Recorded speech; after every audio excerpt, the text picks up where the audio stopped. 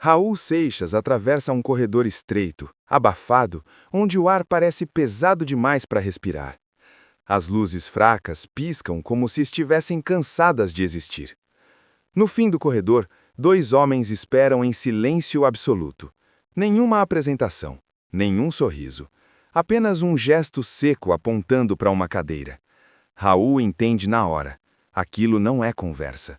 É julgamento. A porta se fecha atrás dele com um som baixo, quase educado. Um dos homens desliza um papel sobre a mesa e fala num tom calmo demais para ser inocente. Você não é perigoso. Você é instável. Raul baixa os olhos e vê ali a palavra que destrói sem fazer barulho. Não é prisão. Não é censura. É pior. É o rótulo que mata a credibilidade. Louco. Raul tenta reagir com ironia, mas algo o trava por dentro. Ele percebe o truque com clareza assustadora. Se ele for louco, toda denúncia vira delírio, toda crítica vira surto, toda música vira exagero. Ninguém precisa calá-lo, basta fazer o mundo parar de levá-lo a sério. Naquele instante, Raul entende que estão tentando apagar sua voz sem desligar o microfone. Horas depois, Raul caminha sozinho pela rua, mas a cidade já não parece a mesma. Os carros passam, as luzes brilham, tudo segue normal, menos ele. Porque agora existe uma dúvida plantada no ar. E se tudo o que ele disser daqui para frente for usado contra ele? Ele sente que sua carreira entrou num território invisível, onde não se perde a liberdade, mas a confiança. Nos dias seguintes, o rótulo começa a se espalhar como veneno silencioso. Bastidores, jornais, cochichos, convites cancelados. Raul percebe que estão escrevendo o fim da história dele sem que ele possa se defender. Mas o que ninguém ali imaginava é que, ao chamar Raul Seixas de louco, acabavam de provocar a virada mais perigosa da vida dele. Uma reação que mudaria suas músicas, sua imagem e o jeito como o Brasil inteiro passaria a enxergá-lo. O que fizeram com Raul Seixas não aparece em documentos oficiais nem em manchetes claras. Não foi uma prisão escancarada, nem um decreto público. Foi algo muito mais silencioso e, por isso, mais eficaz. Quando perceberam que não conseguiam calar Raul à força, decidiram fazer o mundo duvidar dele. Chamar alguém de louco não exige provas. Basta repetir, basta insinuar, basta deixar a dúvida no ar. E aos poucos, convites desaparecem, portas se fecham e a voz que incomodava começa a soar como exagero. Raul entendeu rápido demais que aquilo não era descuido, era método. O mais cruel desse tipo de ataque é que ele não deixa marcas visíveis. Não há hematomas, não há grades. Só o isolamento crescente e a sensação de que tudo o que você diz pode ser usado para provar que você está fora de si. Raul começou a perceber isso nos olhares, não nas palavras. Mas Raul Seixas nunca foi ingênuo. Ele sabia que aquele rótulo tinha um objetivo claro: transformar crítica em delírio e rebeldia em piada. O sistema não queria destruí-lo fisicamente. Queria algo mais eficiente: neutralizá-lo. O que ninguém esperava era a reação de Raul. Em vez de recuar, ele decidiu atravessar o rótulo. E foi a partir desse momento que nasceu a fase mais imprevisível, provocadora e perigosa da carreira dele. Uma resposta que mudaria tudo o que viria depois. Antes de seguir, só um pedido rápido. Se você gosta de histórias reais de Raul Seixas, daquelas que não aparecem em livros nem documentários comuns, você está no lugar certo. Então se inscreve no canal e deixa o like. Isso ajuda esse tipo de conteúdo a continuar existindo. E aproveita para comentar de qual cidade, região ou país você está assistindo agora. É sempre bom saber até onde essas histórias chegam. O rótulo não surgiu como um ataque direto. Ele começou de forma quase imperceptível, como tudo que é realmente perigoso. Uma palavra atravessada aqui, um comentário irônico ali, uma risada fora de hora durante uma entrevista. Raul Seixas percebia esses sinais, mas ainda não reagia. Ele sabia que o sistema raramente começa com violência. Primeiro, ele testa os limites. Observa quem incomoda demais. Mede o quanto pode avançar sem chamar atenção. Naquele momento, Raul ainda era visto como o gênio excêntrico.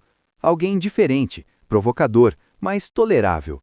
Desde que não fosse longe demais. Desde que suas ideias continuassem sendo tratadas como um espetáculo e não como ameaça. Só que Raul não sabia ficar dentro dessas linhas invisíveis. Ele falava demais, questionava demais, ria quando esperava um silêncio. E isso começou a incomodar pessoas que não estavam no palco, mas nos bastidores. A mudança não veio em forma de aviso, veio no clima. Reuniões ficaram mais curtas, convites começaram a demorar mais para chegar, quando chegavam. Nos corredores, cochichos substituíam conversas diretas. Raul sentia olhares diferentes, mais atentos, mais desconfiados. Não havia acusação formal, mas havia um consenso silencioso se formando. Ele estava se tornando difícil, imprevisível, complicado de lidar. Foi nesse ponto que a palavra começou a aparecer com mais frequência, não como xingamento aberto, mas como diagnóstico informal. Ele tem umas ideias estranhas, é meio fora da curva, não dá para levar tudo tão a sério. Cada repetição tornava aquilo mais aceitável, mais normal. Raul entendia o risco disso melhor do que ninguém. Porque quando alguém passa a ser visto como instável, tudo o que diz perde força antes mesmo de ser ouvido. A imprensa ajudou nesse processo, muitas vezes sem perceber.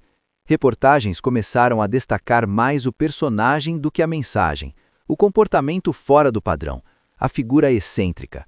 Era mais fácil vender isso do que encarar o conteúdo das músicas e das falas. Raul lia, assistia, ouvia e guardava. Ele não explodia, não negava, não se explicava, porque sabia que qualquer reação precipitada só confirmaria o rótulo que estavam tentando colar. Por dentro, porém, algo mudava. Raul começou a entender que aquilo não era confusão nem acaso, era um método. Se não conseguiam calá-lo, tornariam sua voz questionável. Não precisavam proibir suas músicas, bastava fazer com que o público duvidasse dele. Foi ali, naquele silêncio estratégico, que Raul tomou uma decisão que mudaria tudo. Se iam chamá-lo de louco, ele não tentaria parecer normal. Ele atravessaria o rótulo, e o que viria depois não seria acidente, seria resposta. Raul Seixas sabia que a melhor forma de reagir àqueles que tentavam calá-lo era não reagir da maneira esperada. O jogo era psicológico, não físico, e ele havia aprendido isso nas ruas do palco, onde cada olhada do público é uma sentença. Ele não poderia sair gritando, desmentindo, obrigando, não seria isso que os tornaria a parar. Ele não poderia mais lutar contra o rótulo. Raul tinha uma nova compreensão. Precisava fazer o rótulo trabalhar a favor dele. Ele se recusou a negar o que estava sendo dito sobre ele. Se as palavras louco e difícil estavam sendo usadas para descreditá-lo, ele usaria essas mesmas palavras para criar algo mais forte. A loucura não seria uma fraqueza. Ser difícil não seria um erro. Ser incompreendido não o faria recuar. Pelo contrário, ele fez algo muito mais subversivo. Ele abraçou a ideia de que ele era diferente, fora da curva, e começou a explorar esse lado com maestria. Era uma jogada perigosa, mas Raul nunca foi um homem que se intimidava diante do perigo. Se o sistema queria que ele fosse marginalizado, ele seria a figura mais marginal que o sistema já conheceu.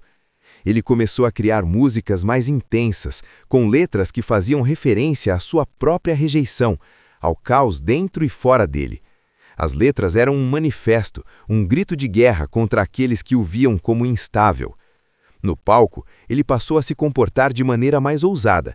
As entrevistas, antes comedido e politicamente correto, agora tinham um tom de desafio. Não era mais sobre agradar, era sobre provocar. Era sobre fazer com que a música se tornasse uma forma de resistência ativa, uma resistência silenciosa contra todos que tentavam fazer dele algo que ele não era.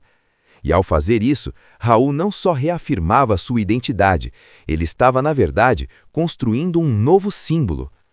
Mas essa decisão não foi sem custo. Os convites começaram a desaparecer ainda mais rápido. Muitas das portas que ele havia fechado por conta própria estavam se fechando agora de forma definitiva, sem nem mesmo uma explicação. A indústria da música, que sempre gostou de rotular e classificar os artistas para dar a eles um lugar, um nicho onde se encaixassem, agora não sabia onde colocar Raul.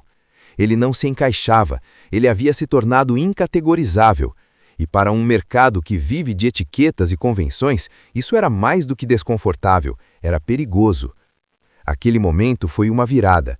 Raul não era mais apenas um cantor de rock em um país em transformação. Ele tinha se tornado uma figura pública ainda mais poderosa, mas era uma figura pública de resistência.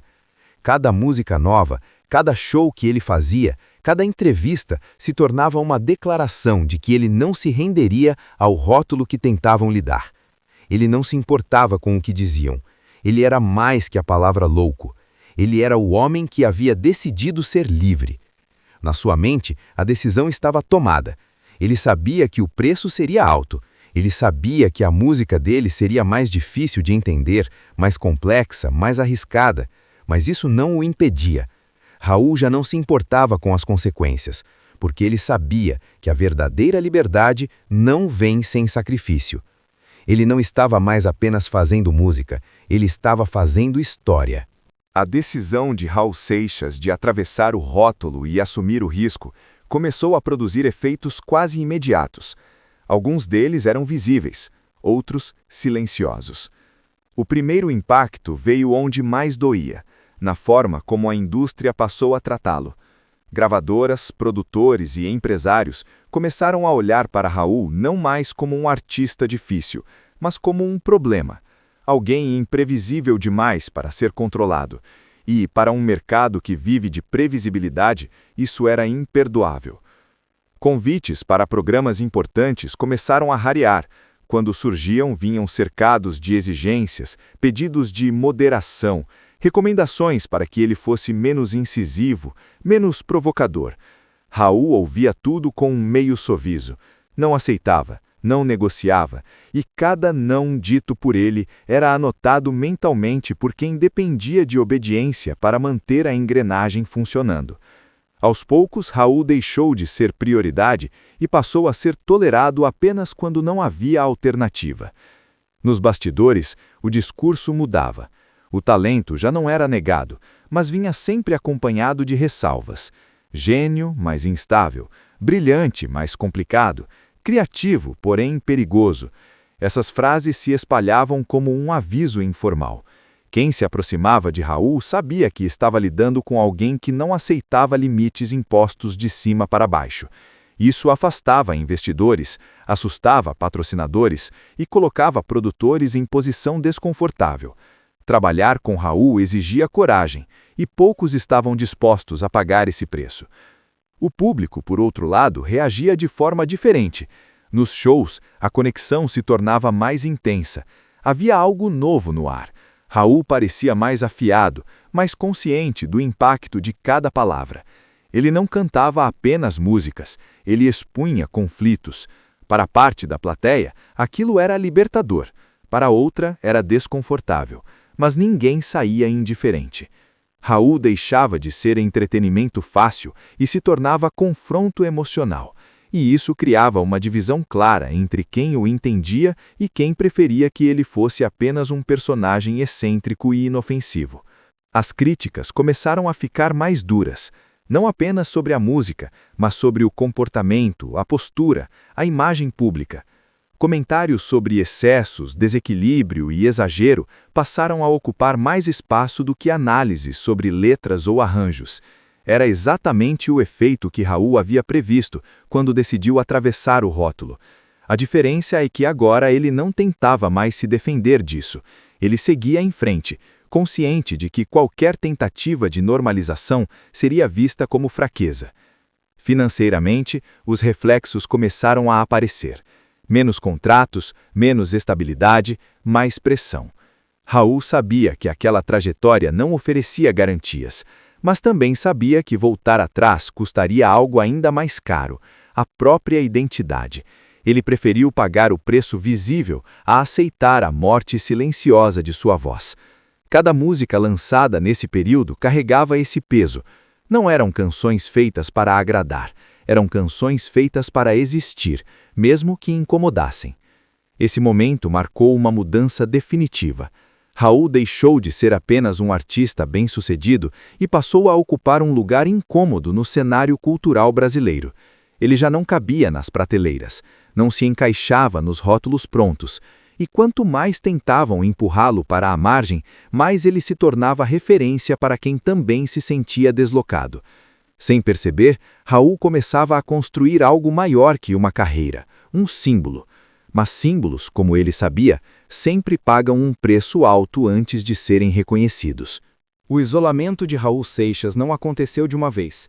Ele foi se instalando aos poucos, como um ruído de fundo que você só percebe quando o silêncio fica alto demais. Pessoas que antes estavam sempre por perto começaram a desaparecer sem explicação. Telefonemas deixaram de ser atendidos. Convites não eram recusados, simplesmente não chegavam. Raul percebia que já não era apenas evitado por ser difícil. Havia algo mais em curso, algo menos visível, e isso o deixava inquieto. Foi nesse período que começaram os boatos mais perigosos. Não vinham de jornais ou da televisão, mas de bastidores. Histórias distorcidas circulavam em camarins, corredores de gravadoras, salas de reunião. Diziam que Raul estava fora de controle, que precisava ser contido, que não era confiável nem para si mesmo. Algumas dessas histórias vinham de pessoas que um dia haviam sido próximas, outras de gente que nunca havia falado com ele. O efeito era devastador. Ninguém sabia ao certo o que era verdade, mas todos agiam como se fosse. Raul sentia que estava sendo observado de um jeito diferente. Não era vigilância direta, não havia perseguição explícita, era algo mais sofisticado. Sempre havia alguém preocupado com ele. Sempre alguém sugerindo ajuda, tratamento, pausa, afastamento. O discurso era quase gentil, mas o subtexto era claro. Talvez você precise sair de cena por um tempo. Raul começou a desconfiar que o rótulo de louco já não servia apenas para desacreditá-lo, servia para justificar sua retirada gradual. Essa percepção trouxe uma reviravolta interna.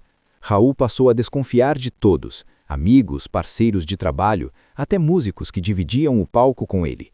Ele não sabia mais quem estava ali por lealdade e quem estava ali para relatar seus passos. Isso corroeu sua confiança e o empurrou para dentro de si mesmo. O isolamento deixou de ser externo e passou a ser psicológico. Raul estava cercado de gente, mas se sentia completamente sozinho. Foi nesse terreno instável que os excessos ganharam força, não como fuga irresponsável, mas como tentativa desesperada de silenciar o barulho mental. Raul precisava desligar o alerta constante, a sensação de estar sendo avaliado o tempo todo. Cada gole, cada exagero, cada noite mal dormida funcionava como anestesia temporária. O problema é que no dia seguinte, o mundo parecia ainda mais hostil, e os boatos mais fortes. Era um ciclo perfeito e cruel.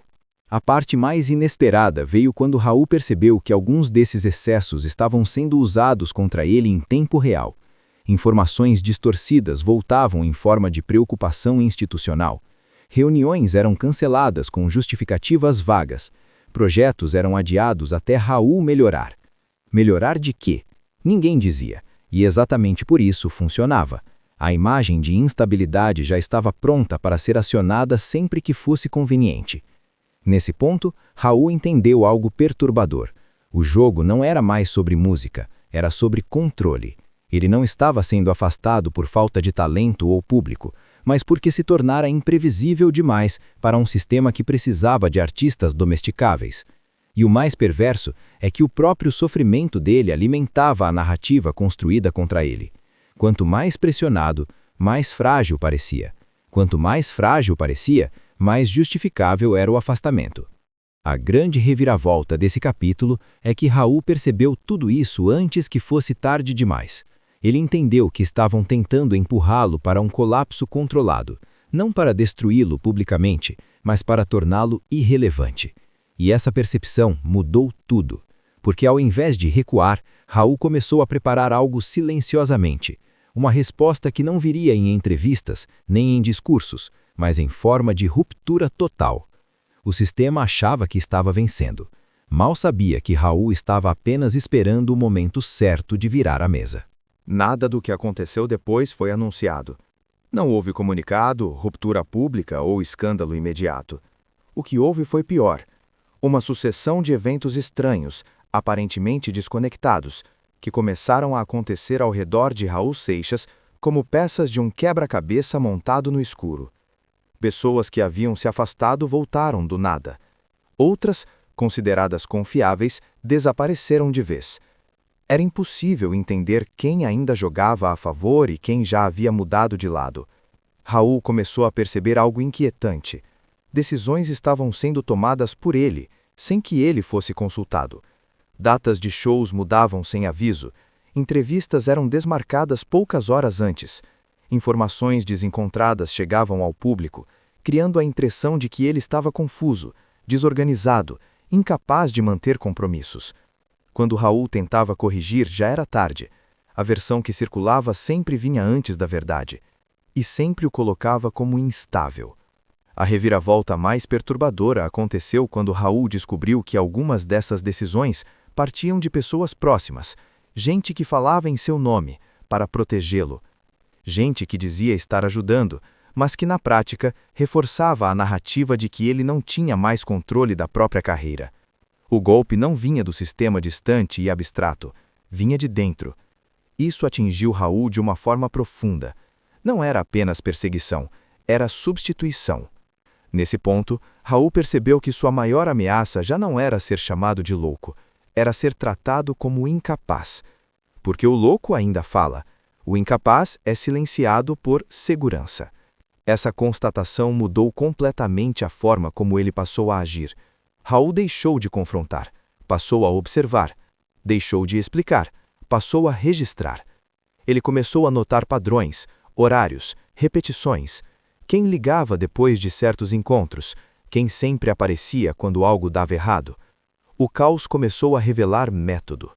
E então veio o acontecimento que ninguém esperava. Em um ambiente onde tudo parecia controlado, Raul fez exatamente o oposto do que previam. Ele apareceu onde não era esperado. Falou quando não estava no roteiro.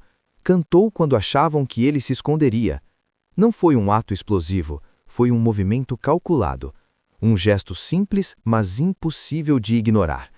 Pela primeira vez em muito tempo, a narrativa saiu do controle de quem a manipulava. O efeito foi imediato. Alguns ficaram desconcertados, outros tentaram minimizar, mas algo havia mudado. O público começou a perceber a diferença entre a imagem construída e o homem real, entre o boato e a presença. Raul não parecia perdido, parecia consciente. Afetado, sim, mas lúcido, e isso desmontava toda a lógica usada contra ele, porque o sistema pode lidar com o escândalo, com o surto, com o erro, mas não sabe lidar com alguém que, mesmo pressionado, permanece dono de si. A partir desse momento, a tensão aumentou, o cerco ficou mais apertado, as tentativas de controle ficaram mais evidentes, só que agora Raul sabia exatamente o que estava enfrentando. Ele havia entendido o jogo tarde, mas não tarde demais. E essa compreensão o colocou diante de uma escolha final: aceitar o lugar que estavam tentando impor ou provocar uma ruptura definitiva, mesmo que isso custasse tudo. O que Raul ainda não sabia é que essa escolha não afetaria apenas sua carreira naquele momento. Ela definiria como ele seria lembrado, como símbolo de alguém que cedeu ou de alguém que atravessou o caos sem pedir permissão. O próximo passo seria irreversível, e quando ele finalmente fosse dado, não haveria mais como fingir que tudo estava sob controle. O momento não foi anunciado. Não houve discurso, aviso prévio ou preparação visível. Foi exatamente por isso que funcionou. Quando todos esperavam que Raul Seixas recuasse, se escondesse ou aceitasse o papel que haviam desenhado para ele, ele fez o oposto. Ele apareceu. E apareceu do jeito mais perigoso possível, lúcido, consciente e absolutamente dono do próprio gesto. Até então, o jogo parecia controlado. Datas remarcadas, falas filtradas, decisões tomadas em nome dele. A narrativa já estava pronta. Raul era instável, imprevisível, alguém que precisava ser contido. Bastava empurrar um pouco mais e o afastamento definitivo viria como consequência natural. Só que naquele dia, naquele instante específico, Raul decidiu quebrar a lógica inteira. Ele entrou em cena quando não estava no roteiro, e isso desarmou todo mundo. O clima mudou imediatamente. Quem estava acostumado a conduzir passou a observar. Quem se sentia seguro começou a hesitar. Raul não parecia confuso, não parecia alterado. Ele falava com clareza, se movia com precisão e, principalmente, não tentava se justificar. Aquilo desmontava o rótulo com mais força do que qualquer defesa verbal. Porque o sistema sabe lidar com o escândalo, mas não sabe lidar com alguém que expõe a farsa apenas existindo fora do papel que lhe foi imposto. O impacto foi silencioso, mas profundo. Pessoas que repetiam boatos começaram a se calar. Outras, que se escondiam atrás da ideia de proteção, ficaram sem discurso. Raul havia retomado o controle da própria presença, não gritando, não acusando, apenas ocupando o espaço que tentaram tirar dele. E esse gesto simples era devastador, porque mostrava que o problema nunca foi a instabilidade, era a tentativa de controle. Naquele ponto, Raul sabia que não havia mais retorno. Ele havia cruzado uma linha invisível. Ao se recusar a parecer normal, ao se recusar a pedir permissão, ele deixava claro que não aceitaria mais mediações. A consequência disso era óbvia. Ou o sistema o aceitava como ele era, ou tentaria excluí-lo de vez. Não havia mais meio termo. E Raul escolheu conscientemente pagar o preço. A verdadeira reviravolta veio quando o público começou a perceber isso também. A diferença entre a imagem construída e o homem real ficou evidente. Não havia loucura ali. Havia tensão, desgaste, cicatrizes, mas também lucidez. E isso criou algo que ninguém conseguiu controlar: identificação. Raul deixava de ser apenas um artista sob ataque e passava a representar todos que já foram desacreditados para serem silenciados. A resposta do sistema foi imediata, ainda que discreta. O cerco apertou, as oportunidades diminuíram, as portas começaram a se fechar com menos disfarce. Mas já era tarde. Raul havia feito sua escolha em público, ainda que sem palavras. Ele não estava mais tentando sobreviver dentro da engrenagem. Ele havia decidido existir fora dela, e isso transformava cada passo seguinte em ato de ruptura. No instante final daquele dia, Raul entendeu algo com uma clareza brutal. Não estavam mais tentando calá-lo, estavam tentando apagá-lo. E, paradoxalmente, foi exatamente ali que ele se tornou impossível de ignorar. Porque o artista que aceita o risco de perder tudo para manter a própria voz deixa de ser apenas indivíduo, ele vira símbolo, e símbolos não obedecem. Nada do que veio depois foi fácil, mas tudo o que veio depois foi consequência direta daquela decisão. O jogo havia acabado. O que começava ali não era uma fase passageira, era um ponto de não retorno. Raul Seixas não tinha mais para onde voltar, e pela primeira vez isso não o assustava. Nada do que aconteceu com Raul Seixas terminou naquele dia. O que terminou ali foi a ilusão de que ele ainda cabia dentro de qualquer molde. Depois do cerco, do rótulo, da tentativa de apagamento silencioso, Raul já não era apenas um artista em conflito com o sistema. Ele era a prova viva de que a forma mais eficiente de silenciar alguém nunca foi a força, mas a desconfiança. Quando você faz o mundo duvidar de uma voz, não precisa mais calá-la. Raul pagou um preço alto por essa lucidez. A carreira deixou de ser previsível. A estabilidade virou exceção. As portas que se fecharam não voltaram a abrir com facilidade. Mas, em troca, ele ganhou algo que poucos artistas conquistam: liberdade real. Não aquela liberdade confortável, celebrada em discursos vazios, mas a liberdade incômoda, solitária, que exige coragem diária para continuar existindo sem pedir licença. O rótulo de louco nunca foi sobre descontrole. Foi sobre ousadia. Foi sobre alguém que pensava alto demais, falava demais, enxergava longe demais para um sistema que prefere artistas domesticáveis. Raul entendeu isso antes de muitos, E ao invés de implorar para ser compreendido, ele fez algo muito mais raro.